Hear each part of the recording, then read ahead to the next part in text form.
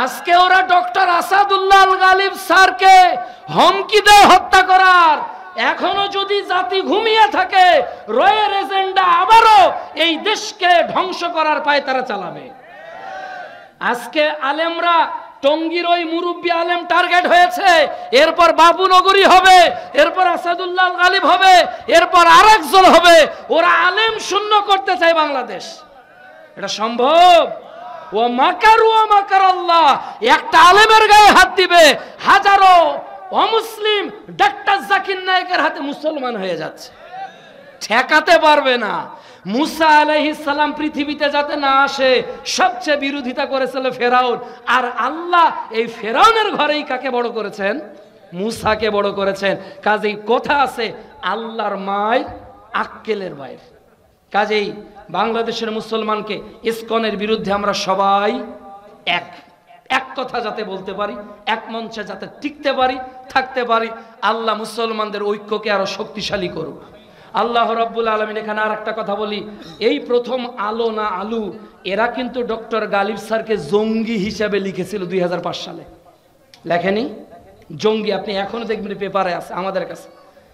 আর এটা স্পষ্ট, তারা সাইফুল্লাহ ভাইকে হত্যা করলো না চট্টগ্রামে? হ্যাঁ, আদালত পড়ায় প্রকাশ্য কুপিয়ে হত্যা করলো। তারা জঙ্গি হয় না, জঙ্গি হয় আসাদুল্লাহ আল গালিব। এই যে হলুদ মিডিয়াগুলো, এগুলো থেকে আমাদেরকে সতর্ক থাকা উচিত। এরা মুসলমান হওয়ার পরেও মুসলমানের পক্ষে লিখতে সাহস পায় না। এরা মুসলমান হওয়ার পরেও বাতিল উগ্রবাদীদের বিরুদ্ধে কিছু লিখতে সাহস পায় না। আল্লাহ যেন এদেরকে হেদায়েত দান করে। আল্লাহ এদেশের প্রশাসনকে আরো শক্ত হওয়ার তৌফিক দান করুক। আল্লাহ এদেশের আর্মি ভাই, এদেশের পুলিশ ভাই, এদেশের বিজিবি ভাই, যারাই এদেশের রক্ষার জন্য চেষ্টা করতেছে, আল্লাহ তাদের ইমানি শক্তিকে তুমি আরো বাড়িয়ে দাও। আল্লাহ তাদের ইমানি মজবুতিকে তুমি আরো বাড়িয়ে দাও। আল্লাহ আমাদের যুবক মুরব্বী সবকে ইসলামের পক্ষে এক হওয়ার তৌফিক দান করো। জ্ঞান অর্জন মানুষকে মর্যাদাশীল করেছিল ফেরেশতাদের উপরে। আদম আলাইহিস সালামকে আল্লাহ তাআলা সৃষ্টি করে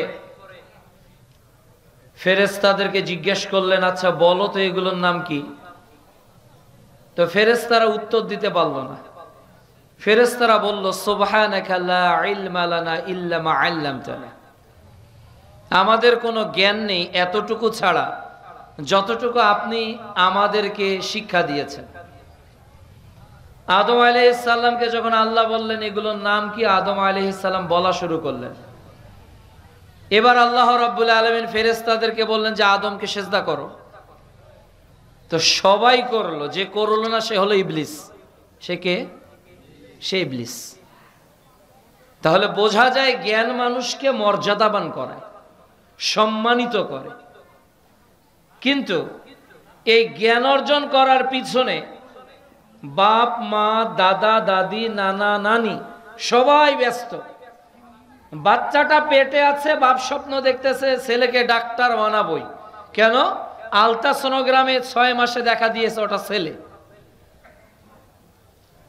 মেয়ে পৃথিবীতে আসেনি, মেয়েকে কি বানাবে স্বপ্ন মা দেখছে, এ স্বপ্ন বাবা দেখে, এ স্বপ্ন দাদা দেখে, এ স্বপ্ন দাদি দেখে। বাংলাদেশের মানুষকে শিক্ষিত করে গড়ে তোলার জন্য রড দিয়ে, ইট দিয়ে, সিমেন্ট দিয়ে তৈরি হয়েছে প্রাইমারি, তৈরি হয়েছে হাই স্কুল, তৈরি হয়েছে কলেজ, তৈরি হয়েছে বিশ্ববিদ্যালয়। ইঞ্জিনিয়ারিং পড়ার জন্য তৈরি হয়েছে বুয়েট, চুয়েট, কুয়েট, রুয়েট। ছেলেকে দুনিয়া শেখানোর জন্য কত কলা কৌশল আমরা গ্রহণ করছি, সরকার গ্রহণ করছে। আর বাংলাদেশে তো কিন্ডার গার্ডেনের কোনো হিসাবই নেই। কিন্তু কোন জ্ঞান আমি শিখব আর কোন জ্ঞান আমার সন্তান শিখবে, এই জ্ঞান কোন জ্ঞান, এই জ্ঞান কি আমাদের আছে? কোন জ্ঞান আমি শেখাবো আমার সন্তানকে আর কোন জ্ঞান আমার সন্তানের শেখা উচিত, এই জ্ঞান যেমন ছেলের বাবার নেই, এই জ্ঞান তেমন মেয়ের মায়েরও নেই। আর তাদেরকে যে শিক্ষা দেওয়া হয়েছে, এই শিক্ষাবিদদেরও এই জ্ঞান নেই যে মানুষকে কোন শিক্ষাটা আগে শেখানো উচিত। মানুষের এই জ্ঞান নেই। মানুষের স্রষ্টাকে বলেন আমি ও আপনি আমরা মাখলুক নাকি খালেক? যারা কথা বললেন না তারা খালেক। আপনি মাখলুক না খালেক? মাখলুক মানে আপনি সৃষ্টি।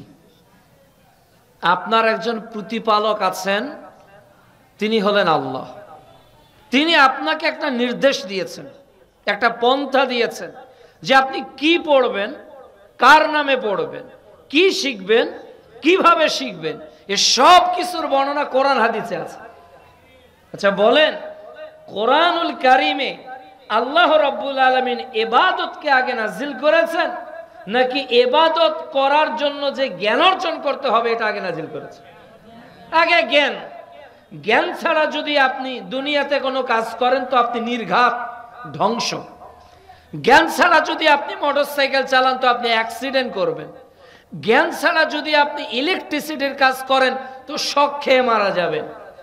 কিন্তু ইসলাম এমন এক আজীব ধর্ম, যে জানে না সেও কথা বলে, যে কম জানে সেও কথা বলে, যে জাল হাদিস জানে সেও কথা বলে, যে জয়ীফ হাদিস জানে সেও কথা বলে। মানুষ বলার আগে ভাবে না কথা আসলে আল্লাহ বলেছে কিনা। মুখে আসলো বলে দিলাম, এটা যদি দিন না হয়, এটা যদি জ্ঞান না হয়, পরিণতি কি হবে? আল্লাহ রাব্বুল আলামিন বলছেন ফা'লাম, আগে জানো, আগে জেনে নাও। তাহলে আপনাকে সবার আগে জানতে হবে কি সম্পর্কে? মা'রিফাতুল্লাহ, আপনার যিনি রব তাকে জানতে হবে। কারণ বাংলাদেশের মানুষ আল্লাহকেই চেনে না, আল্লাহর বিধান মানবে কিভাবে? আপনি আপনার রবকে চেনেন? আপনার রবকে, আপনার রবের ক্ষমতা, আপনার রবের বিশাল দয়া, আপনার রবের মাগফিরাত। বাংলাদেশে এমন একটা বিদ্যালয়ের নাম বলেন, এমন একটা হাই স্কুলের নাম বলেন, এমন একটা কলেজের নাম বলেন, এমন একটা ইউনিভার্সিটির নাম বলেন যেখানে আল্লাহকে জানানোর জন্য কোনো বই আছে? বলেন দেখি একটা স্কুলের একটা সাবজেক্টের নাম বলেন তো, যে বইটা পড়লে আল্লাহ জানা যায়। খুঁজে পাবেন না। আপনি একটা ইংরেজি বই পাবেন, এটাকে জানলে আপনি ইংরেজি জানতে পারবেন। ওর লিসন 1, ওখানে লেখা আছে লেটার, তার মানে আপনাকে ABCD শেখাচ্ছে, যেটাকে একত্রিত করে বলা হয় অ্যালফাবেট। এরপর আর একটা অধ্যায় দিয়েছে তার নাম ওয়ার্ড। এরপর আর একটা অধ্যায় দিয়েছে তার নাম সেন্টেন্স। এরপর আর একটা অধ্যায় দিয়েছে তার নাম পার্টস অফ স্পিচ। এরপর আর একটা অধ্যায় দিয়েছে তার নাম ভয়েস। এরপর আর একটা অধ্যায় দিয়েছে তার নাম ন্যারেশন। এরপর আর একটা অধ্যায় দিয়েছে তার নাম পাঞ্চুয়েশন। এরপর আর একটা অধ্যায় দিয়েছে তার নাম ট্যাগ করছেন। তো ইংরেজি বইয়ে ইংরেজি জানার জন্য এত ব্যাখ্যার যদি দরকার হয়, ওই ইংরেজি বই যিনি লিখেছেন তার রবকে জানার জন্য কতটা অধ্যায়ের দরকার? বলেন আপনি কতটা অধ্যায়ের দরকার? আপনি প্রাইমারির একটা বই নেবেন, ওখানে সমাজ বিজ্ঞান একটা সাবজেক্ট আছে, ওখানে লেখা আছে পরিবেশ কাকে বলে, ওখানে লেখা আছে সমাজ কাকে বলে, ওখানে লেখা আছে পরিবার কাকে বলে।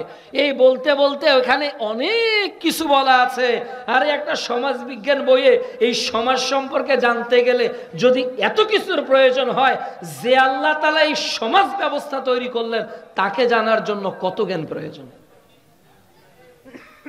এটা কি আজকে বুঝি আমরা? এজন্য আল্লাহ তাআলা সবার আগে বলেছেন ফা'লাম, আগে জ্ঞান অর্জন করো, আগে জানো। আল্লাহ রাব্বুল আলামিন বলছেন সূরা আলাক পারা 30 অধ্যায় 96 আয়াত 1, ইকরা বিসমি রাব্বিকাল্লাযী খালাক। পড়ো। First priority read. Today reader, tomorrow leader. যারা আজকে রিডার হবে, যারা আজকে রিডার হবে তারা টুমরো লিডার হয়ে যাবে। তো আমি জানি না পৃথিবীতে কিভাবে জ্ঞান অর্জন করতে হয়, কতটুকু জানতে হয়। আল্লাহ রাব্বুল আলামিন তার নবীকে বলছে, নবী বলো তো তুমি একটা লোকের চোখ আছে মানে লোকটা দেখে, আর একটা লোক অন্ধ, এই দুই লোক কি সমান? এই যে একটা ফুল, এখানে রং আছে দুইটা, আবার এর যে কাভার এখানে রং আছে একটা। এই যে আপনারা পোস্টার করেছেন 4 কালার, এই পোস্টারটার নাম হলো 4 কালার। আচ্ছা, এইটা কার চোখে ভাসবে? যে অন্ধ। যে অন্ধ তার কাছে এই পেজও যা, এই পেজও তা। আল্লাহ বলছে যারা জানে আর যারা জানে না তারা কি সমান? আল্লাহ রাব্বুল আলামিন বলছেন যে সূরা জুমার অধ্যায় 39 আয়াত 9, নবী হাল ইয়াস্তাবিল্লাযিনা ইয়ালামুন ওয়াল্লাযিনা লা ইয়ালামুন, নবী বলো যারা জানে আর যারা জানে না তারা কি এক? যারা জানে আল্লাহ সম্পর্কে, যারা জানে তার দিন সম্পর্কে, যারা জানে তার নবী সম্পর্কে, যারা জানে হালাল হারাম সম্পর্কে, যারা জানে ন্যায় অন্যায় সম্পর্কে, আর যারা জানে না তারা কি এক? তারা এক না। এজন্য সবার আগে জানতে হবে যে আপনি জ্ঞান অর্জন করবেন।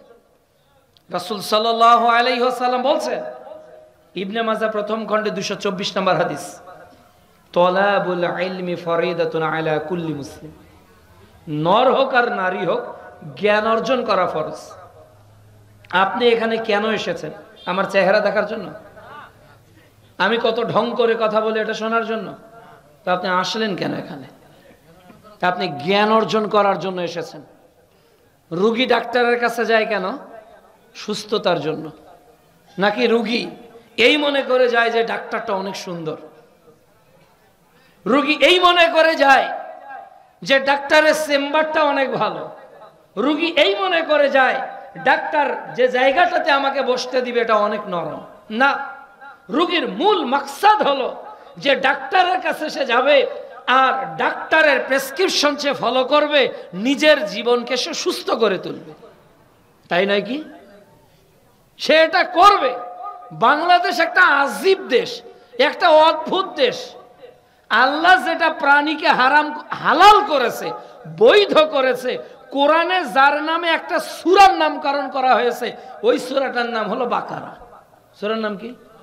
মানে গরু, গাভী। ওই গাভীর একটা রোগ হলো অ্যানথ্রাক্স। এই রোগটা হওয়ার পর এখন মানুষ আর গরুর গোশত খায় না, অথচ গরুর গোশতটা হালাল না হারাম? হালাল। কে যেন বলেছে যে এই গোশত খেলে এই সমস্যা হবে, এই গোশত খেলে এই সমস্যা হবে। এখন আপনার এই তারাগঞ্জে যদি একটা গরু কেউ জবেহ করতে চায়, হাট কমিটি বলে দিয়েছে একদিন আগে গরুটা তুলতে হবে। হাট কমিটি বলে দিয়েছে যে বাইর থেকে, উপজেলা স্বাস্থ্য কমপ্লেক্স থেকে একজন প্রতিনিধি আসবে, উনি পরীক্ষা নিরীক্ষা করে দেখবে যে ওই গরুর ওই রোগ আছে কিনা, এরপর গরু জবেহ হবে। এর আগে জবেহ হলে ওই গোশত কেউ খাবে না। অথচ গরুর গোশত খাওয়া এমনিতে হালাল না হারাম? হালাল। তাহলে আল্লাহ যে হালাল করলো এটা আপনি খাচ্ছেন না, কে বিপদের কথা বলেছে তাই খাচ্ছেন না? কে বলেছে? মানুষ বলেছে। কে বলেছে? মানুষ বলেছে। এবার মাদক দ্রব্য যে হারাম, মাদক দ্রব্য যে হারাম, এ কথা আল্লাহ বলছে, ডাক্তারও বলছে। এ কথা আল্লাহ বলছে, ডাক্তারও বলছে। আরে বাংলাদেশের মানুষ পাগল হলে কি এত পাগল হতে হয়? আল্লাহ গরুর গোশতকে হালাল করলো, একটা মাংসে কি রোগ সৃষ্টি হলো, ওটা খেলে নাকি মানুষ অসুস্থ হয়ে যাবে, এজন্য খায় না। আর দোপায়া জানোয়ার মানুষ, আজকে সিগারেটের গায়ে লেখা আছে ধূমপানে স্ট্রোক হয়, ধূমপানে হৃদরোগ হয়, ধূমপান করলে মানুষ মারা যায়। এই দোপায়া জানোয়ারেরা এই লেখা দেখার পরেও সমান হারে ধূমপান করছে। তাহলে কি নেই তাদের? জ্ঞান নেই। কি নেই তাদের? জ্ঞান নেই। এই জন্য সবার আগে আলোচনা যেটা করা দরকার সেটা হলো জ্ঞানের আলোচনা। যার জ্ঞান নেই সে তো এলোমেলো কথা বলবেই, যার জ্ঞান নেই সে তো ভুল ব্যাখ্যা করবেই, যার জ্ঞান নেই সে তো বেদাতকে সুন্নত মনে করবে, যার জ্ঞান নেই সে বেদাতকে কি মনে করবে? সুন্নত মনে করবে। যার জ্ঞান নেই সে শিরিককে তাওহীদ মনে করবে, শিরিককে তাওহীদ মনে করবে।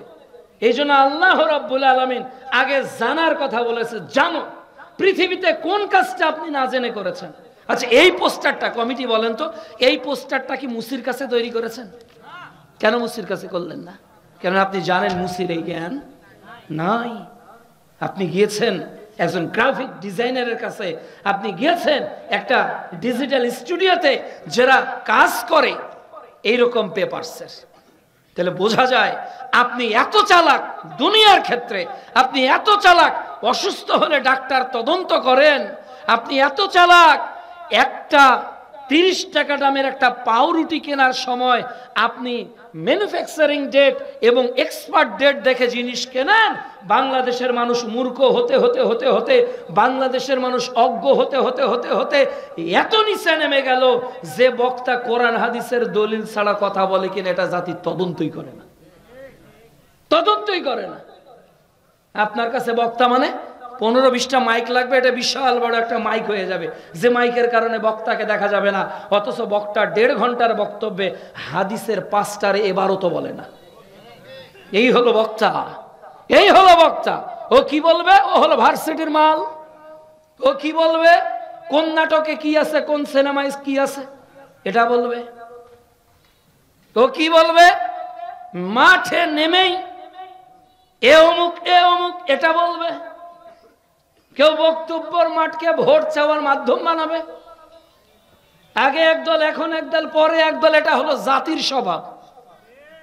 ওয়াজ মাহফিলকে ভোট চাওয়ার জায়গা বলেন আপনি? এখানে সব শ্রেণীর মানুষ আছে না নাই? আপনি যখন টাকা কালেকশন করেছেন বাজারে, সব শ্রেণীর লোকের কাছে চাইছেন কি চাননি? তাহলে একজনের ভোট প্রচার হবে কেন? প্রিয় উপস্থিতি, এই মাঠটা হলো ইসলামের, কোরআনের। মানুষ ডিসাইড করবে কোনটা ঠিক কোনটা ভুল, কোনটা চলবে কোনটা চলবে না। কিন্তু কর্তৃপক্ষ তাই, কর্তৃপক্ষ সব জায়গায় কর্তৃপক্ষ। সুবিধা যেখানে তারা সেখানে, সুবিধা যেখানে তারা সেখানে। তাহলে শরীয়ত মানুষ শিখবে কিভাবে? শরীয়ত মানুষ জানবে কিভাবে? এজন্য সবার আগে জ্ঞান। মুহাম্মদ সাল্লাল্লাহু আলাইহি ওয়াসাল্লাম বলছেন, কিয়ামতের আলামত হলো ইরফাল ইলম ওয়াকসাল জাহাল। বিদ্যা উঠে যাবে, মূর্খতা বর্ষণ হবে, মানুষের মধ্যে অজ্ঞতা বেড়ে যাবে, মূর্খতা বেড়ে যাবে। এজন্য জ্ঞান অর্জন আগে কার করবেন? আল্লাহ সম্পর্কে আগে জানেন। যে বিশ্ববিদ্যালয়ে পড়লে, যে স্কুলে পড়লে, যে প্রাইমারিতে পড়লে, যে হাই স্কুলে পড়লে, যে কিন্ডার গার্ডেনে পড়লে, যে ক্যান বোর্ডে, যে ক্যান পাবলিকে, যে ইংলিশ মিডিয়ামে পড়লে আল্লাহকে জানা যায় ওইখানে পড়তে হবে। আর যে জায়গায় গেলে যার পাঠ্যপুস্তকে আল্লাহর জ্ঞান নেই, ওই শিক্ষা প্রতিষ্ঠান কোরআন হাদিস থেকে অনুমোদিত না। আমার সন্তান কোরআন জানে না, এই দেখেন একটা বিদ্যালয়, এখানে গম্বুজ তৈরি করা আছে, দেখেন এই যে গম্বুজ, বলেন কি দিয়ে তৈরি? সিমেন্ট, বালু, রড। 21শে ফেব্রুয়ারিতে খালি পায়ে উঠতে হয়, এখন দেখেন জুতা পায়ে উঠেছে। কি হলো আপনার? একই জায়গা 21শে ফেব্রুয়ারির আগে একভাবে কুকুর পায়খানা করে দেয়, আর 21শে ফেব্রুয়ারিতে ওটা ধুয়ে মুছে খালি পায়ে উঠতে হয়। এটা কাকে শেখানো হচ্ছে? আমার সন্তানকে, আমার মেয়েকে। ট্যাক্সের টাকা আমার, ট্যাক্সের টাকাটা আমার। আমার সন্তানকে শিরিক শেখানো হচ্ছে। হেডমাস্টার সাহেব, আপনি কি বলেছেন এটা শিরিক? ও মাদ্রাসা সুপার সাহেব, মুখে তো কুলু পেটে বসে আছেন, বলেছেন এটা শিরিক? 10% কি করতে হবে? 10% কি বাড়বে? বেতন বাড়বে। এটার জন্য রাজপথে কি করতেছে? আন্দোলন করতেছে, জীবন দিচ্ছে। কিন্তু উচিত ছিল এদেশের শিক্ষা ব্যবস্থাটা ইসলামিক হোক, এটার বিষয়ে একটু জিহাদ করি। আছে? বলেন, এই প্রতিষ্ঠানটা আহলে হাদিসদের। বই কি আমাদের ইসলামী ফাউন্ডেশন আহলে হাদিসের করেছে? করেনি। তাহলে আপনি বলেন তো প্রিয় উপস্থিতি, আপনি বলেন যে আল্লাহ রাব্বুল আলামিন জ্ঞান অর্জনের কথা বলল, আল্লাহ তাআলা তাকে জানার কথা বলল, আমরা কতটুকু আল্লাহ সম্পর্কে জ্ঞান অর্জন করেছি বলেন? আমরা একটা মানুষকে চিনি, ইনি কে? ইনি হলেন এমপি সাহেব। ইনি কে? ইনি হলেন মন্ত্রী সাহেব। ইনি কে? ইনি হলেন এলাকার একজন শিক্ষিত মানুষ। ইনি কে? ইনি হলেন একজন আর্মির বড় অফিসার। ইনি কে? ইনি হলেন পুলিশের একজন বড় কর্মকর্তা। আচ্ছা, এইগুলো মানুষকে আমি চিনি, ওই চেনার কারণে সম্মান বাড়ে না কমে? সম্মান বাড়ে না কমে? বেড়ে যায়, এবং ভয়ও বেড়ে যায়। মনে করেন আপনি এই তারাগঞ্জ থেকে, এই মমিনপুর থেকে আপনি রংপুরের দিকে যাচ্ছেন, যেতে যেতে দেখলেন যে সামনে ট্রাফিক পুলিশ। লাহিড়িহাট যাওয়ার আগে বসে না ট্রাফিক পুলিশ বসেছে, আপনার মাথায় হেলমেট নাই। এখন কি করবেন? ওই রাস্তায় যাবেন না বাইপাস দিয়ে যাবেন? বাইপাস দিয়ে যাবেন। কেন? আপনি ওই কনস্টেবল পুলিশ সম্পর্কে জানেন, আমার মাথায় হেলমেট নেই, আমার ড্রাইভিং লাইসেন্স নেই, আমার গাড়ির কাগজ নেই। এখন প্রত্যেকটার মামলা হওয়ার ভয় আছে না নাই? আছে।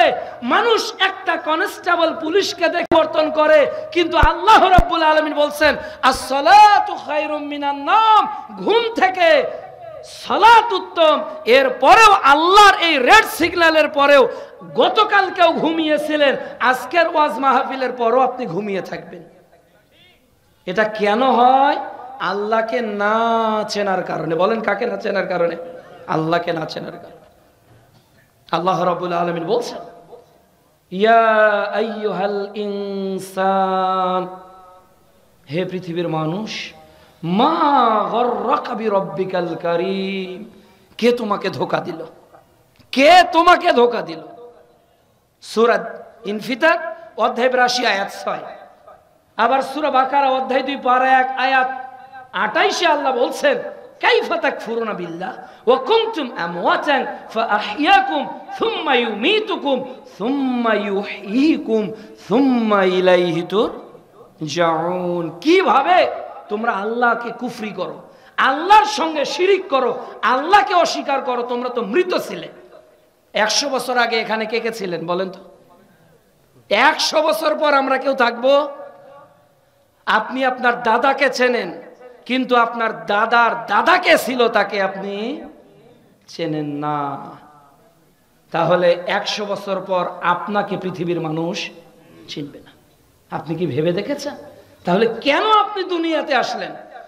কে আপনাকে পাঠালো? কে আপনাকে সৃষ্টি করলো? কে আপনাকে অঙ্গ প্রত্যঙ্গ দিল? কে আপনার রব? কে আপনাকে এত নিয়ামত দিল? ওই রব সম্পর্কে আজকে বাংলাদেশের মানুষ সবচেয়ে বেশি অজ্ঞ।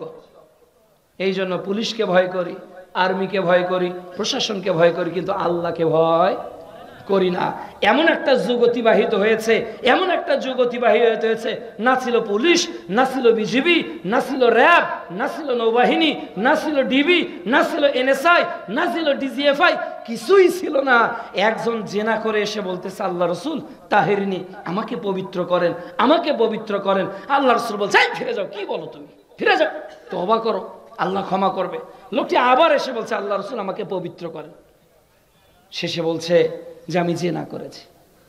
তাহলে এমন একটা যুগ চলে গেছে যে যুগে জেনাকারীরা নিজের শাস্তির জন্য আল্লাহ রসুলের কাছে আসত, আল্লাহ রসুলের কাছে আসত।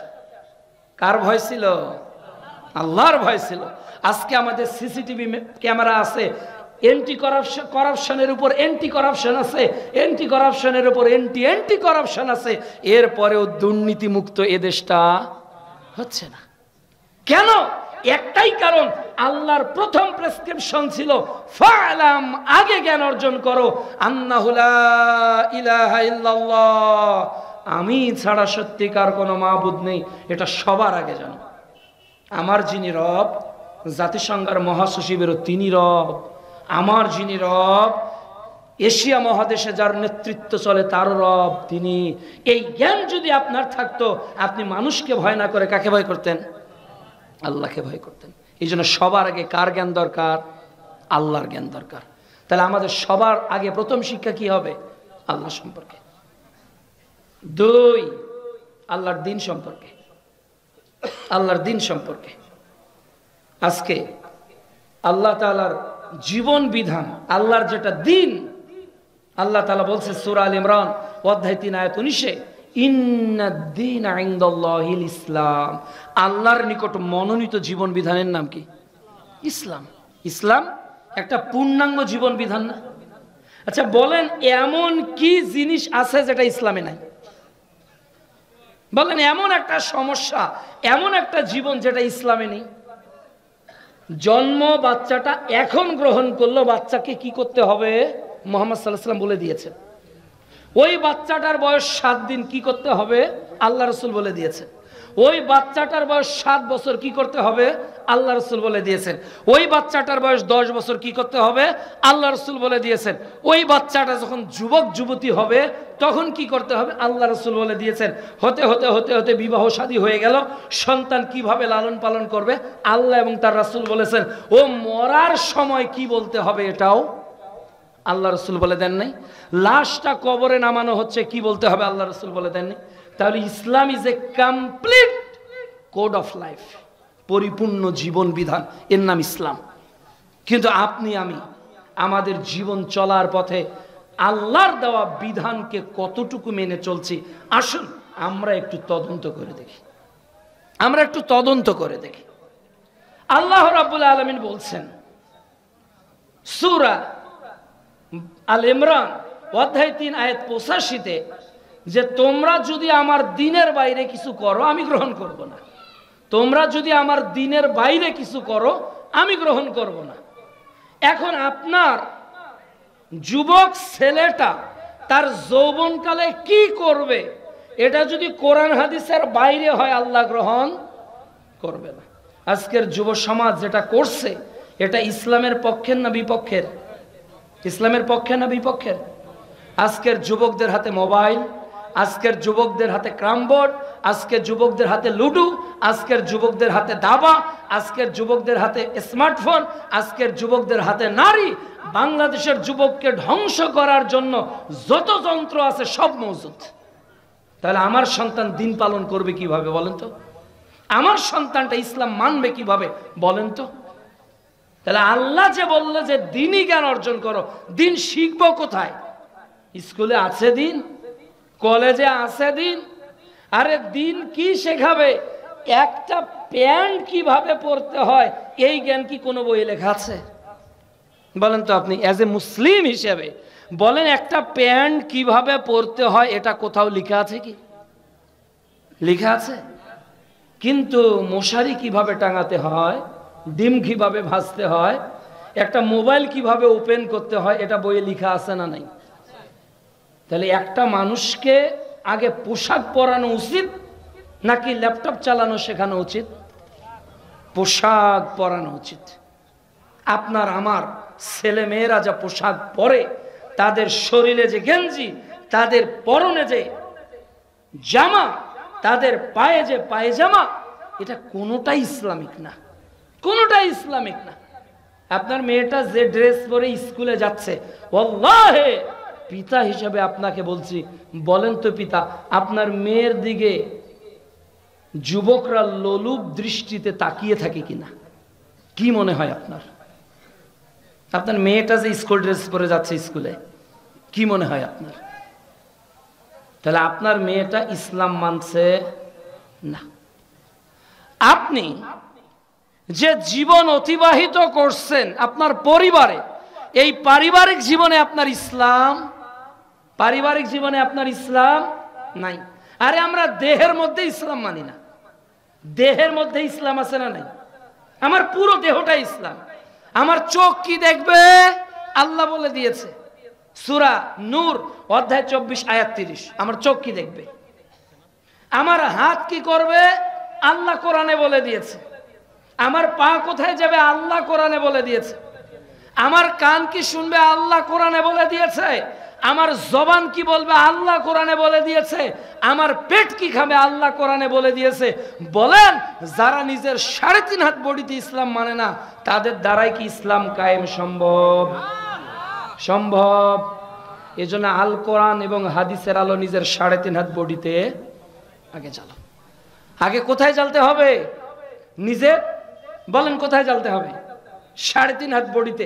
আচ্ছা 3.5 হাত বডিতে ইসলাম মানার জন্য আপনাকে কেউ বাধা দিবে?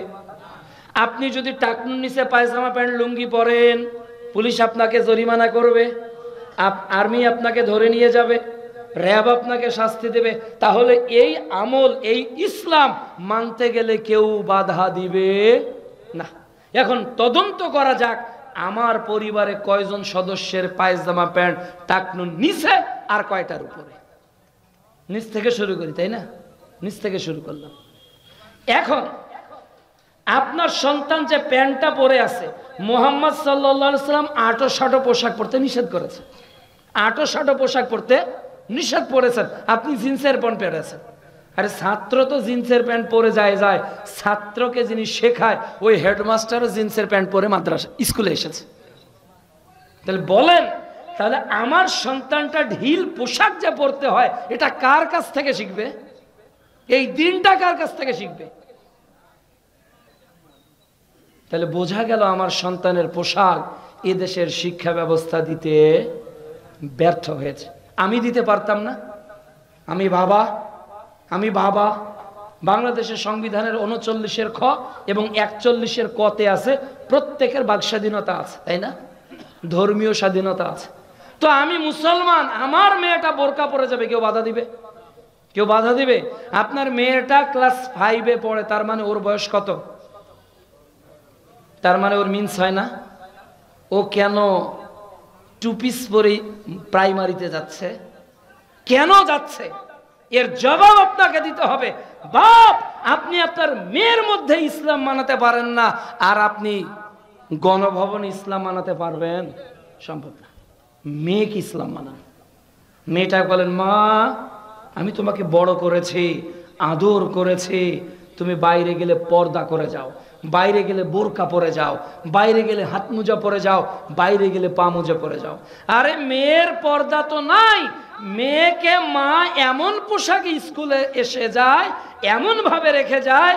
মুহাম্মদ সাল্লাল্লাহু আলাইহি সাল্লাম বলছেন যে ব্যক্তি জ্ঞান অর্জন করার জন্য কোনো রাস্তা অবলম্বন করে, ফেরেশতারা ওই রাস্তায় তাদের পায়ের নিচে পাখা বিছিয়ে দেয়। কি বিছিয়ে দেয়? পাখা বিছিয়ে দেয়। তাহলে আমার ছেলেটা যখন স্কুলে যায়, আমার ছেলেটা যখন কলেজে যায়, আমার ছেলের পায়ের নিচে কি ফেরেশতারা পাখা বিছায়? যদি বিছায় তাহলে বুঝতে হবে আমার শিক্ষাটা ঠিক আছে। আর যদি না বিছায়, এরপরে কি আমার শিক্ষা ঠিক আছে? তাহলে বোঝা যাচ্ছে আমার সন্তান যে দিন নিয়ে বড় উঠতেছে, এই দিন কিন্তু ইসলামিক দিন নয়। ও হ্যালো বলতে ভালোবাসে, ও হাই বলতে ভালোবাসে, ও বাই বাই টাটা বলতে ভালোবাসে। আমার সন্তান সালাম দিতে জানে না, পারে না, জানে না। বলেন তো আপনি বাপ আপনাকে কয়দিন সালাম দিয়েছে? বলুন তো আপনি মা আপনাকে কয়দিন সালাম দিয়েছে? বোঝা যাচ্ছে আপনার মেয়ে ইসলাম মানছে না। তাহলে আপনার পরিবার, এরপর আপনার পরিবারে ইসলামের যে আদর্শ থাকার কথা, যে শিক্ষা থাকার কথা, লোকমান হাকিম তার সন্তানকে বলছেন, বুনাইয়া, হে আমার ছেলে, লা তুশরিক বিল্লাহ, শিরক করো না, শিরক করো না, ইন্না শিরকা লাযুলমুন আযীম, শিরক সবচেয়ে বড় পাপ। আচ্ছা বলেন তো, আমি যদি কোনো কিছুর কাছে আল্লাহর বাইরে সাহায্য চাই, এটা তাওহীদ না শিরিক? সবাই বলেন তাওহীদ না শিরিক? এখন আমি চাচ্ছি খাজা বাবা দে রে বাবা দে, চাচ্ছি না? মাইজ ভান্ডারের কাছে চাচ্ছি না? গিয়ে চাচ্ছি, তাহলে আমার ছেলে তাওহীদ শিখলো না শিরিক? এখন আমার সন্তান বলছে রবি ঠাকুরের গজল, বলছে না? বাধ্য করাচ্ছে রবি ঠাকুরের গান গাইতে হবে। এখন আকাশ টাকা, বাতাস টাকা, মুমিনের হৃদয়ে বাঁশি বাজবে? মুমিনের হৃদয়ে কি বাঁশি বাজে? মুমিনের হৃদয়ে কোরআনের তেলাওয়াত বাজে, তাই না? হ্যাঁ, তাহলে মা কার নাম? রবি ঠাকুর এটা গাইছে কার নামে? কত সালে গাইছে বলেন তো? এটা ৭১-এর পরে? কত আগে? বঙ্গভঙ্গ কত সালে? ১৯০৫ সালে। তাহলে ১৯০৫ সালের জাগরণী ১৯৭১ সালে জেগে উঠলো। আমরা কেউ কিছু বলতে পারবো না, বলা নাকি যাবে না, বলাটাই অপরাধ, বলাটাই অপরাধ। তো ইমাম মাহাদি যেদিন পৃথিবীতে আসবে, ওই দিনও কি এই সঙ্গীত চলবে? কি হবে? ঈসা আলাইহিস সালাম যেদিন আসবেন, ওই দিনও কি এই সঙ্গীত চলবে? কি বলবেন আপনি? আপনি হয়তো আমাকে ধরে বিপদে ফেলতে পারবেন, শাস্তি দিতে পারেন, কিন্তু এ কথা তো পরিবর্তন হবে না। ওমা তোমার আকাশ তোমার বাতাস, এই আকাশ মায়ের না, এই আকাশ আল্লাহর, এ বাতাস মায়ের না, এ বাতাস আল্লাহর। সব কিছুর একমাত্র কন্ট্রোল পাওয়ার যার হাতে তিনি কে? আল্লাহ। আর আমার প্রাণে বাঁশি বাজে না, মুমিনের প্রাণে কি বাজে? সূরা আনফাল অধ্যায় 8 আয়াত 2 আল্লাহ বলছে আল্লাহ তাআলা বলছেন ইন্নামাল মুমিনুনা আল্লাযীনা ইযা যুকিরাল্লাহ ওয়াজিলাত কুলুবুহুম। ঈমানদার তো ওরাই, ওদের আওয়াজ কোরআনের হলে ওদের হৃদয়টা কম্পিত হয়। বাঁশি বাজে না, কম্পিত হয়। ওয়া ইযা তুলিয়াত আলাইহিম আয়াতু যাদাতহুম ঈমানা, আর যখন তারা কোরআন তেলাওয়াত করে তাদের ঈমান বেড়ে যায়। বলেন জাতীয় সঙ্গীতে ঈমান বাড়ে না কমে? কমে। তাহলে এই শিক্ষা কি আপনার সন্তান শিখছে? প্রিয় উপস্থিতি, বলছিলাম আপনাকে যে আপনার সন্তানের জন্য যে দিন শিখালেন ওটা মূলত দিন না। এরপর 3 যে বিষয় আপনাকে শিখতে হবে সেটা হলো মুহাম্মদ সাল্লাল্লাহু আলাইহি সাল্লাম সম্পর্কে। তিনি কে? বলেন তিনি কে? তিনি আল্লাহর নবী। তিনি কে? তিনি খাতামান নবীন। তিনি কে? তিনি রাহমাতাল লিল আলামিন। তিনি কে? ইসলাম ধর্মে নিজেকে দীক্ষিত করার জন্য শাহাদাতাইন লাগে। একটা আল্লাহর সাক্ষ্য দিতে হয়, আর একটা সাক্ষ্য দিতে হয় ওয়া আশহাদু আন্না মুহাম্মাদান আবদুহু ওয়া রাসূলুহু। তিনি কে?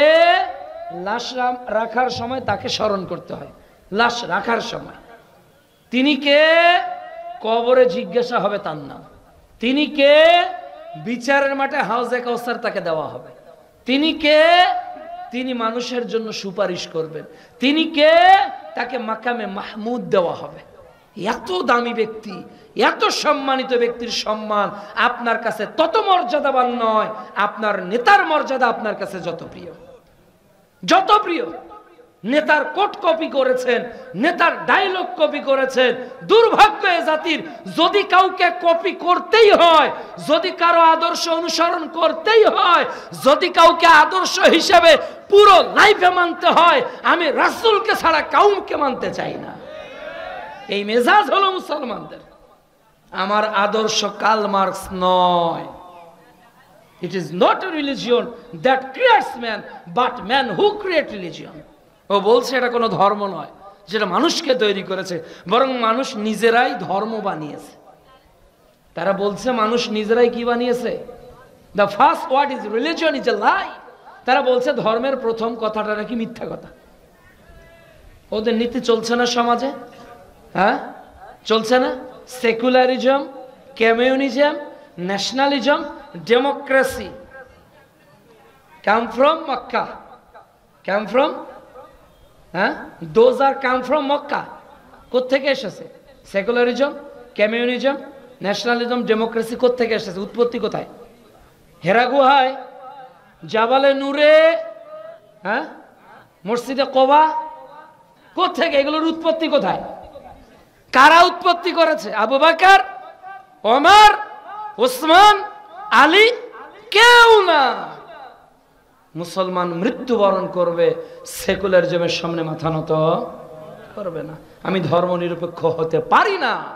আমার একটা ধর্ম থাকার দরকার আছে না নাই? যারা ধর্ম নিরপেক্ষ ওরাও কোনো না কোনো দিক থেকে নিরপেক্ষ না। প্রিয় উপস্থিতি, তারা বলছে religion should not be allowed come into politics.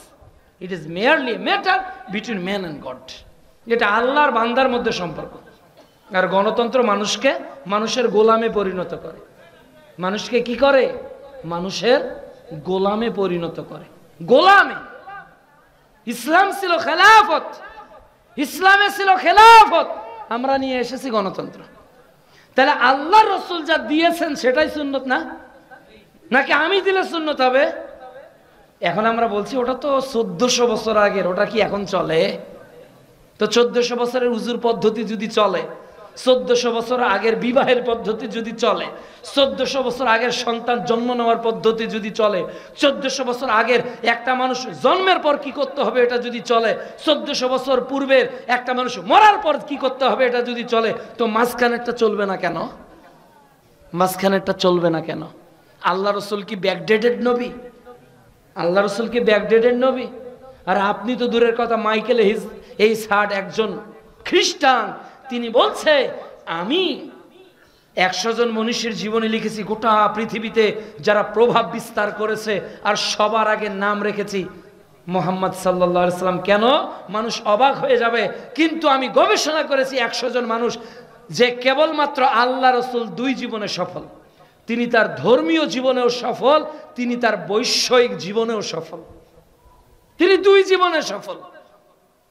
দেখুন আজকের দুনিয়াতে নেতাদের একটা গণ্ডি থাকে, নেতাদের একটা গণ্ডি থাকে, সংবিধানেরও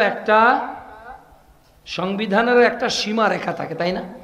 মনে করেন আপনার নেতা রংপুর 2 আসনের, আর একজনের নেতা রংপুর 3 আসনের, আর একজনের নেতা ঢাকা 2 আসনের, আছে না নাই? তো ওই নেতার ক্ষমতা ওই এলাকায়, এই নেতার ক্ষমতা এই এলাকায়, এটা তো নেতার কাহিনী গেল।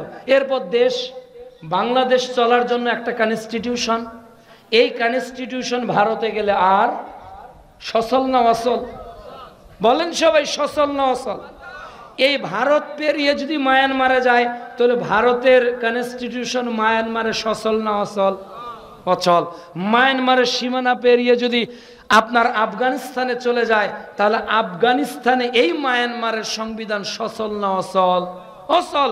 আবার মায়ানমার থেকে যদি মালয়েশিয়া যায়, মালয়েশিয়ার যাওয়া এই দেশের নিয়ম ওই দেশে অচল। তাহলে বোঝা যায় যে এলাকা ভেদে নেতার ক্ষমতা থাকে, দেশ ভেদে সংবিধানের ক্ষমতা থাকে। কিন্তু আপনার আমার নবী এমন এক নবী, উনি শুধু রংপুর 2-এর না, রংপুর 3-এর না, ঢাকা উত্তর দক্ষিণের না, ভারতের না, এশিয়া মহাদেশের না, আফ্রিকা মহাদেশের না, আমেরিকা মহাদেশের না, আপনার আমার নবী বাংলাদেশ না, গোটা বিশ্ব কেবল নয়, বরং তিনি হলেন জিন ও ইনসানের নবী। তার নেতৃত্ব কোথায়? সব জায়গায়। তাহলে তার আদর্শ কি সবার আগে না? তার আদর্শ কি সবার আগে না? অনুরূপ ভাবে আল্লাহর বিধান কেবল কি একটা এলাকার জন্য, একটা ভূখণ্ডের জন্য, একটা মানচিত্রের জন্য, একটা মহাদেশের জন্য, না গোটা বিশ্বের মানুষের জন্য? গোটা বিশ্বের মানুষের জন্য। আল্লাহ বলছে সূরা বাকারা অধ্যায় 2 আয়াত 185, শাহরু রমাদান আল্লাযী উনজিলা ফীহিল কুরআন হুদাল লিন-নাস, guideline for all human being in the world. এই পৃথিবীতে যত মানুষ আছে সব মানুষের জন্য পথ কোনটা? কোরআন, ইসলাম, আল্লাহ রসুলের নিয়ম এবং নীতি। কিন্তু আমরা কি এটা অনুযায়ী নিজেকে পরিচালনা করছি না? আজকে আমরা 1 গ্লাস পানি খাই বাম হাতে আর সিগারেট খাই ডান হাতে, আছে না নাই? আছে। আজকে চলছে এটা। আজকে ধর্মের নামে রাসূলের নাম ব্যবহার করে হাজারো জাহিলিয়াত, হাজারো কুসংস্কার, হাজারো পাপ চলছে। আর বাংলাদেশে যত জাল হাদিস বর্ণনা হয়, বাংলাদেশে যত মিথ্যা কেচ্ছা কাহিনী বর্ণনা হয়, এটা বর্ণনা করার মাস শুরু হয়ে গেছে। অক্টোবর, নভেম্বর, ডিসেম্বর, জানুয়ারি, ফেব্রুয়ারি, মার্চ, এই 4 মাস যত জাল হাদিস জাতি শুনতে পায়, এত জাল হাদিস জাতি অন্য সময় শুনতে পায় না। এত মিথ্যা কথা, এত কিচ্ছা, এত বানোয়াট ঘটনা। কোনো কমিটি বলে না হুজুর কোরআন হাদিস থেকে বলেন, হুজুর ইসলাম এ যা আছে সেটা বলেন। দলের কথা বলিয়েন না, নেতার কথা বলিয়েন না। দলের কথা বলতে হলে একটা দলের কথা বলেন, সেটা হলো তায়েফে মানসুরা। সে দলটার নাম কি? হাদিসের ভাষা তায়েফে মানসুরা। রাসূল সাল্লাল্লাহু আলাইহি ওয়াসাল্লাম বলছেন, ইন্না বানি ইসরাঈলা তাফাররাকু আলা 72 মিল্লাত ওয়া তাফতারিকু উম্মতি আলা 30 মিল্লাত। মুসা আলাইহিস সালামের দল 72 দলে বিভক্ত হয়েছে, আমার উম্মত 73 দলে বিভক্ত হবে। কুল্লুহুম ফিন্নার ইল্লা মিল্লাতান ওয়াহিদা। তাহলে দল বললে এই দলটার কথা বলতে হবে, ইল্লা মিল্লাতান ওয়াহিদা। সাহাবারা প্রশ্ন করলো, ক্বালা মান হিয়া ইয়া রাসূলুল্লাহ, আল্লাহ রাসূল ওই দলটাকে, ওই দলটাকে আল্লাহ রাসূলকে নাম বলেছেন? নাম বলেছেন? মার্কা দিয়েছেন? আল্লাহ রাসূল বলেছেন মান আলাইহি ওয়া আসহাবি। আপনি যদি মার্কা দেন তাহলে আরেক টুপি দাড়িওয়ালা বলবে তাহলে কি আমি ফেরকায় নাজিয়া না? আরেকজন বলবে তাহলে কি আমি না, সব কি ওরাই? তার মানে আল্লাহ রাসূল বলেছেন মান আলাইহি ওয়া আসহাবি, আমি এবং আমার সাহাবীরা যার উপর আছি, যেই পথে থাকবে সেই হলো ফেরকায়ে নাজিয়া। আব্দুল্লাহ ইবনে মাসউদ রাদিয়াল্লাহু তাআলা আনহু থেকে বর্ণিত, তিনি বলছেন মুহাম্মদ সাল্লাল্লাহু আলাইহি ওয়াসাল্লাম বলেছেন, বাদাল ইসলাম গরিবান ও সায়াদু কামা বাদা ফাতুবা লিল গুরাবা। ইসলাম অল্প লোক দিয়ে শুরু হয়েছে, আবারও ইসলাম অল্প লোকের মধ্যেই চলে যাবে। আর ফাতুবা লিল গুরাবা, সফল হলো অল্প মানুষ। সফল কে? অল্প মানুষ। রাসূল সাল্লাল্লাহু আলাইহি ওয়াসাল্লামকে সাহাবারা প্রশ্ন করলেন, ওমালিল গুরাবা, আল্লাহর রাসূলের সফল কারা? কে সফল জানার ইচ্ছা হয় না? সফল কে জানতে চান? আল্লাহ রসুল ছোট্ট একটা বাক্য বলেছে। আল্লাহ রসুল বলেছে মা আনা, আল্লাহ রসুল বলেছে আল্লাযী ইসলিহুনা মা আফসাদান নাস। ছোট্ট কথা, আল্লাযী ইসলিহুনা মা আফসাদান নাস। ওরা হলো ওই সমস্ত ব্যক্তি যারা হারিয়ে যাওয়া ইসলাম, মিটে যাওয়া ইসলাম আবার জীবিত করে, যারা অপরিচিত ইসলামকে আবার পরিচিত করিয়ে দেয়। এরাই হলো গোরাবা, আর এরাই হলো সফল। তাহলে 1863 সালের সঙ্গে যারা আপনার পরিচয় করিয়ে দেয় তারা সফল, নাকি যারা প্রথম নববর্ষের সঙ্গে আপনাকে সম্পর্ক করিয়ে দেয় তারা সফল? 1863 সালের সঙ্গে যারা পরিচয় করিয়ে দেয় তারা হলো গণতান্ত্রিক দল, আর প্রথম নববর্ষের সঙ্গে যারা আপনাকে সফল করিয়ে দেয় তারা হলো ফেরকায়ে নাজিয়ার দল। কাজে আপনাকেও আমাকে অনুসরণ করতে হবে কার? বলেন কার? মুহাম্মদুর রাসূলুল্লাহ সাল্লাল্লাহু আলাইহি ওয়াসাল্লাম। কতটুকু? এক গ্লাস পানি পান করবেন, এক গ্লাস পানি। তো মুহাম্মদ সাল্লাল্লাহু আলাইহি ওয়াসাল্লাম বলছেন বসে খেতে হবে। এক, ডান হাতে খেতে হবে। দুই, বিসমিল্লাহ বলে খেতে হবে। তিন নিঃশ্বাসে খেতে হবে। চার, এরপর দেখে খেতে হবে ময়লা আছে কিনা, আবর্জনা আছে কিনা। পাঁচ, আর খাওয়া শেষ আলহামদুলিল্লাহ বলতে হবে। তাহলে এক গ্লাস পানি পান করতে গেলে 6টা আদব ইসলাম শিখিয়েছে মুহাম্মদুর রাসূলুল্লাহ সাল্লাল্লাহু আলাইহি ওয়াসাল্লাম। এর জন্য প্রিয় উপস্থিতি, আপনাকে বলছিলাম জ্ঞান অর্জন করেন, জানেন। ফা'লাম আন্নাহু লা ইলাহা ইল্লাল্লাহ। এই যে আপনাদের ফোরকানিয়া মাদ্রাসা, হাড়িয়ার কুটির, এটা কি জ্ঞান অর্জনের মাধ্যম না? এটা কি আলো ছড়ানোর মাধ্যম না? এখানে শিক্ষা ছড়াবে। শুনেছি এখানে অনেক জমি জমা, এখানে অনেক জমি জমা। এখানে এমন একটা সিলেবাস করতে হবে, এখানে এমন একটা জ্ঞান শিক্ষা দিতে হবে, এখানে এমন একটা ইলমের ব্যবস্থা করতে হবে যাতে আমার সন্তান শিরক বিদআত চিনতে পারে, যাতে আমার সন্তান তাওহীদ সুন্নাত চিনতে পারে, যাতে আমার সন্তান হালাল হারাম চিনতে পারে। এই জ্ঞান সবার আগে প্রয়োজন। আমরা এই জ্ঞানের জন্য বিভিন্ন মাদ্রাসা নিজেরা চেষ্টা করতেছে।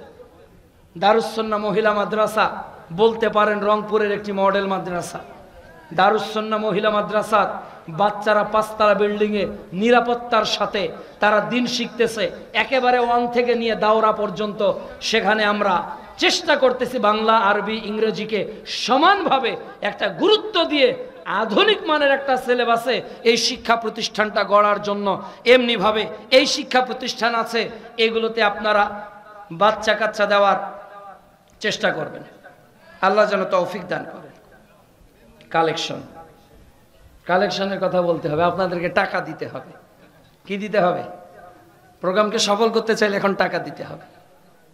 তখন স্বেচ্ছাসেবকরা যাবে। আমি কালেকশনের বক্তা না, এটা আমি আব্দুর রহমান ভাইকে আগে বলেছি। মানে আমরা জাস্ট 2-1টা সেন্টেন্স বলতে পারবো, যদি যায় তাহলে ভিতরে যাবে, নাকি এখানে ঘোষণা দিব? কি বাপ্পা ভাই কি করবো? যেহেতু এটা বিশাল বড় একটা আয়োজন, খরচ হয়েছে, মাদ্রাসার উদ্যোগে হয়েছে। মাদ্রাসা যাতে প্রোগ্রাম করে ক্ষতিগ্রস্ত না হয়, এটা সবার উদ্দেশ্যে থাকার প্রয়োজন আছে না নাই? এই প্রোগ্রাম করলে প্যান্ডেল করতে 15-20 হাজার টাকা, প্রচার করতে খরচ হলো, ও আনুষঙ্গিক অনেক খরচ হয়ে গেল। এখন খরচ হলো 70-80 হাজার টাকা, আপনারা দিলেন 50 হাজার টাকা, তাহলে আগামী দিন তারা আর প্রোগ্রাম হাতে নেবে না। আর এই প্রোগ্রামে যদি তারা সফল হয়, খরচ করলো 50 হাজার, উঠলে 1-1.5 লক্ষ, এটা দিয়ে একটা ঘর নির্মাণ করলো, এটা দিয়ে তারা আর একটা রুম তৈরি করলো, এটা দিয়ে তারা একটা লাইব্রেরি তৈরি করলো, তাহলে তাদের উৎসাহ দেওয়ার প্রয়োজন আছে না নাই? আপনারা সাহায্য করবেন, 100, 500, 200, 1000 যার যতটুকু সাধ্য আছে আল্লাহ যেন তৌফিক দান করেন। আল্লাহুম্মা আমিন।